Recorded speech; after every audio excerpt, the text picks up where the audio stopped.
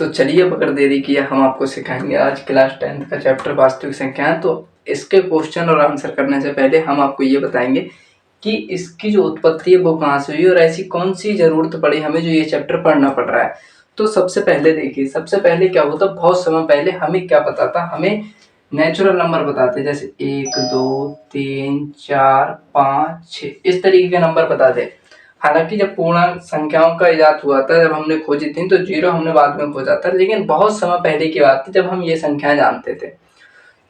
तो हमारे सामने समस्या क्या आई, हमारे सामने समस्या ये आई, जैसे अगर हमें 4 को 2 जनों में बांटना था तब तो हम 2 आसानी से कर रहे थे, लेकिन अगर अब समस्या ये आई, अगर हमें 5 जन को, या फिर हम कहते हैं 5 रोटी, क्या 5 रोटी, 5 रोटी को 2 जनों में बांटना, तो क्या 2.5 5/2 कितने हो जाएंगे 2.5। तो यहां से तो हमें जो समस्या उत्पन्न हुई या फिर जो संख्या मिली वो मिली क्या, भिन्न रूप में। कौन से रूप में, भिन्न रूप में। अब भिन्न रूप में जो संख्या है वो तो हमें मिल गई, लेकिन अब हमें कुछ ऐसी संख्याएं मिलेंगी जैसे इसका दशमलव प्रसार क्या है, शांत है। कुछ संख्याएं ऐसी होती हैं जिनका दशमलव प्रसार जो है अशांत होता है, तो वैसी संख्या को हम अपरिमेय संख्याएं कहते हैं। तो उनका जो है उत्पत्ति या फिर आप कह सकते हैं कैसी हुई, तो इजिप्ट नाम का एक देश है, इजिप्ट नाम का देश है, बहुत समय पहले की बात है। वहां क्या हुआ था, वहां के जो वैज्ञानिक हैं उन्होंने एक स्क्वायर लिया था, वर्ग। क्या लिया था, एक वर्ग। अब इसकी वर्ग को आपको पता होगा, वर्ग की भुजाएं क्या होती हैं, वर्ग की प्रत्येक भुजा समान होती है। तो उनने जो वर्ग लिया था उसकी जो साइड थी वो एक थी।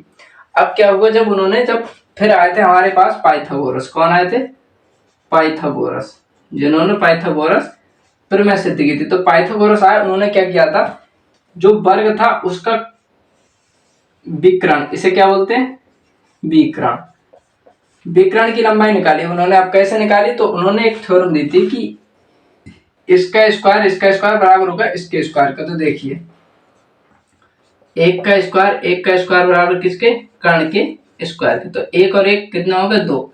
एक का स्क्वायर एक होता है, किसी की एक का कितनी भी वैल्यू हम कर लें वो एक ही रहता है। तो एक और एक मिलकर 2 का। अब यहां से जब स्क्वायर हटता है तो यहाँ अंडर रूट आता है, तो कर्ण। अब ये अंडर रूट है, अब इसको हम भिन्न के रूप में कैसे लिखें, या जो अभी हमने लिखे थे 2.5 वैसे कैसे लिखें। तो यहां से तो हमें जो उत्पन्न हुई वो हुई थी भिन्न, क्या भिन्न। अब यहां से क्या कौन सी संख्या उत्पन्न होगी, यह है अपरिमेय संख्या है। कौन सी, अपरिमेय संख्या। तो इन्हीं दोनों संख्याओं को मिलाकर फिर बाद में मैथमेटिशियंस आए, उन्होंने इन दोनों संख्याओं को मिलाया, तो उन्हें एक ऐसी संख्याएं प्राप्त हुई जो इन दोनों के मेल से प्राप्त हुई थी। तो उन्होंने आखिर में एक बात कही थी, उन्होंने क्या कहा था कि नंबर लाइन पर मौजूद सभी संख्याएं, नंबर लाइन पर मौजूद सभी संख्या। अब इन संख्याओं को हम ऐसे नंबर लाइन पर ड्रॉ कर सकते हैं, जैसे यहाँ 0 होगा, इसका अंडर रूट 2 का मान होता है 1.41, ऐसे से जाता है, -1 -2 -3। तो उन्होंने क्या किया था, जैसे अंडर रूट 2 हमारा लगभग अगर 1 यहाँ है तो यहाँ पर मिलेगा, ठीक है, ये 1 है, ये नीचे बना दे रहा हूं,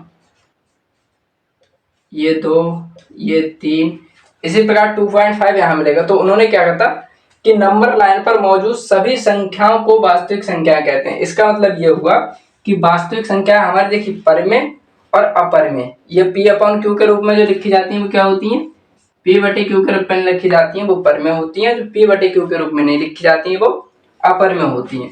तो आई होप आपको समझ में आया होगा कि मतलब वास्तविक संख्याएं कहां से आई, अब इनकी जरूरत क्या पड़ी, मतलब हम क्यों पढ़ रहे हैं, हम इन्हें इसलिए पढ़ रहे हैं क्योंकि इन्हीं की मदद से क्लास 10th का सबसे बेसिक जो चैप्टर है हमारा वो ये है।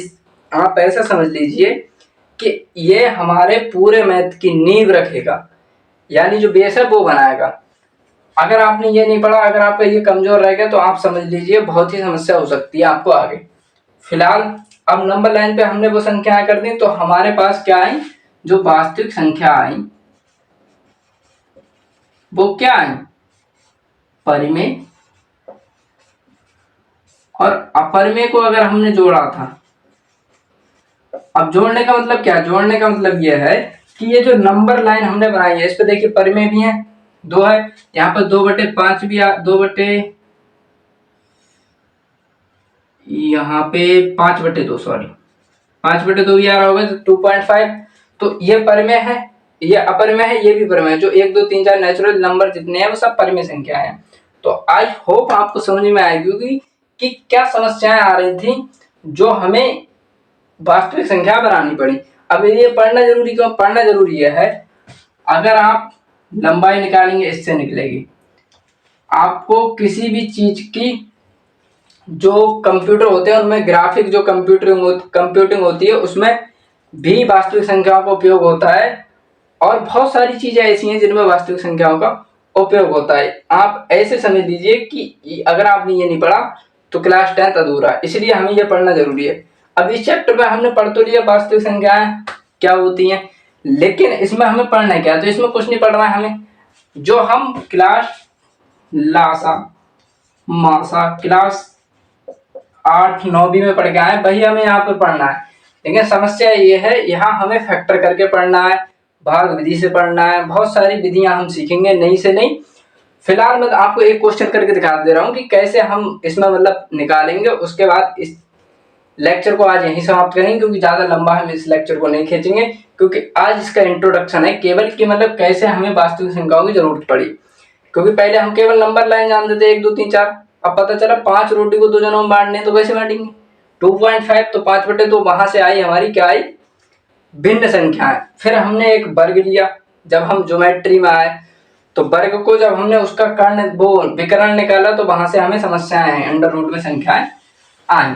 तो अब देखिए मैं आपको इसमें किस तरीके के क्वेश्चन आएंगे उसका एक झलक दिखा दे रहा हूं मैं आपको, वो देखिए बड़े ही ध्यान से। आई होप आप ध्यान से देख रहे होंगे। तो देखिए इसमें हम इस तरीके के देखेंगे, अंडर रूट सिद्ध करो, अंडर रूट 2 अपरिमेय संख्या है, 2 अंडर रूट 3 अपरिमेय है, 3 अंडर रूट 5 अपरिमेय है, कितने? 5 अपरिमेय है। तो इस तरीके के चिंदी सवाल पूछेगा हमसे। कैसे? चिंदी सवाल, उनको हम चुटकियों में सॉल्व करेंगे। और किस तरीके के पूछेगा? जैसे कह देगा हमसे 90 और 404 का एलसीएम निकालो, एचसीएफ निकालो, कौन सी विधि से? गुणनखंड विधि से। कौन सी? गुणनखंड। आई होप आप हाई स्कूल में है तो आपको इतना तो पता होगा गुणनखंड कैसे निकलते हैं। तो चलिए मैं आपको सिखा दे रहा हूँ गुणनखंड, देखिए कैसे निकलेंगे। जैसे मैं तुमसे कहूँ 12 के गुणनखंड, तो 12 को तोड़ो, 2 दूनी 4 3 12, ये होगा 12 के गुणनखंड। 16 के करें, 2 दूनी 4 दूनी 8 दूनी 16। मतलब अब इसको 4 4 में भी लिख सकते थे हम, 4 गुना 4 भी तो 16 होते हैं, लेकिन ये सही नहीं है। सबसे छोटी इकाई में तोड़ो, 2 से काटो, ठीक है। जैसे अब 90 है तो 90 को कैसे तोड़ेंगे? 90 को 2 से किया 45 बचे, 90 को 2 से भाग दिए कितने बचे? 45। इतने 3 से 3 एकम 3, 3 पंजे 15, फिर 3 पंजे 15, 5 एकम 5, तो इसका आया 2 गुणा 3 गुणा 3 गुणा 5। तो ये देखिए गुणनखंड होगा। तो गुणनखंड इस तरीके से करते हैं। अब इनका एलसीएम एचसीएफ कैसे निकालते हैं गुणनखंड विधि से, वो हम आपको बताएंगे इससे अगले लेक्चर में। लेकिन हम आपको यहीं एक क्वेश्चन करा दे रहे हैं, चलिए, जिसमें मैं आपको क्या सिखाऊं? एलसीएम लेना सिखाऊं, एचसीएफ।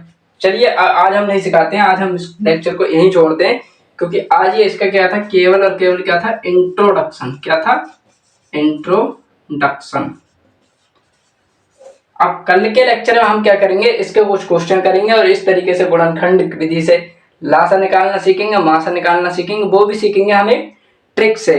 ट्रिक कौन सी है? लड़के और लड़कियों वाली ट्रिक है, जिसमें हम आपको कहेंगे एक स्कूल है, वहां लड़के भी पढ़ने जाते हैं, लड़कियां भी पढ़ने जाती हैं।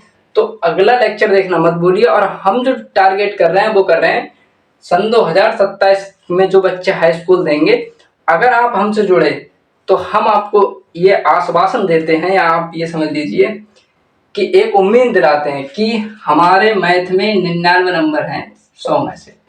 तो जिस बंदे के 100 में से 99 नंबर है वो आपको नंबर 100% दिला सकता है, अगर आप हमसे जुड़े तो। चलिए आज के लिए इतना ही, मिलते हैं आपसे दूसरे पार्ट में। और दूसरा पार्ट देखना मत भूलिए, क्योंकि हम उसमें ट्रिक के साथ में हाई स्कूल का मैथ सीखेंगे, जैसा हमने सीखा था, जिस वजह से हमारे 100 में से 90 नंबर आए थे। क्योंकि मैथ ज्यादा कठिन नहीं होता, बस बच्चे से आपकी ट्यूनिंग नहीं बैठ पाती है, टीचर में कुछ ना कुछ मिस्टेक रहती है जिससे बच्चे के नंबर आते हैं, मैं ऐसा मानता हूँ।